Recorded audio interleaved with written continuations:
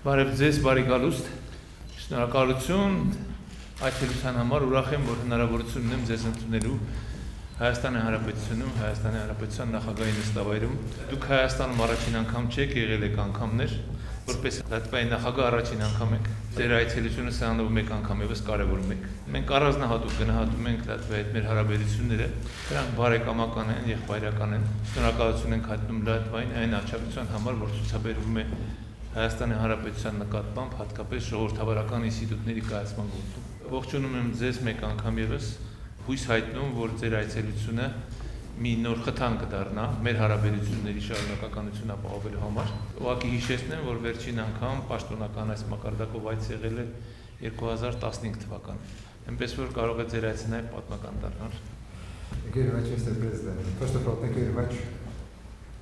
for a very warm welcome and hospitality.